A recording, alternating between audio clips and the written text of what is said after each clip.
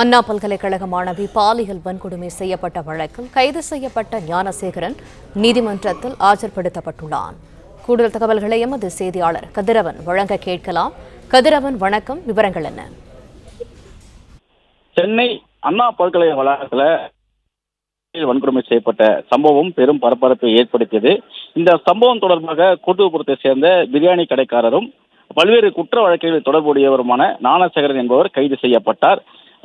புழல் சிறையில் அடைக்கப்பட்டிருந்த அவரை 7 நாட்கள் காவலில் எடுத்து விசாரிப்பதற்கு சைதாப்பேட்டை நீதிமன்றம் அனுமதியானது அளித்தது. கடந்த 20ஆம் தேதி 7 நாட்கள் போலீஸ் காவலில் வைத்து சிறப்பு புலனாய்வு குழு அதிகாரிகள் விசாரணைகள் நடத்தினார்கள். விசாரணையின் போது பல்வேறு தகவல்கள் அவரிடம் சேகரிக்கப்பட்டன. குறிப்பா ஏற்கனவே அவரது செல்போனில் கைப்பற்றப்பட்ட வீடியோக்கள் மற்றும் தொலைத்தொடர்பு பதிவுகள், அதே போல வாட்ஸ்அப் பதிவுகளை வைத்து அவரிடம் விசாரணைகள் மேற்கொள்ளப்பட்டதாகவும் கூறப்பட்டது.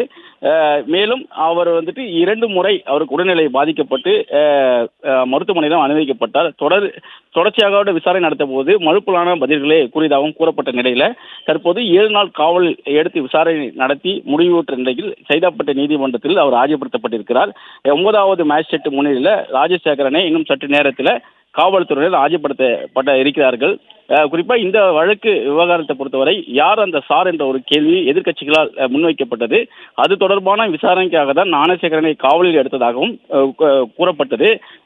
குறிப்பா மாணவி கொடுத்த புகாரின் அடிப்படையில் பதியப்பட்ட முதல் தகவல் அறிக்கை வெளியானதுல அதுல இந்த விவகாரங்கள் குறிப்பிட்டதாகவும் அது தொடர்பாக தான் இந்த விசாரணை நடத்தப்பட்டதாகவும் கூறப்பட்டது.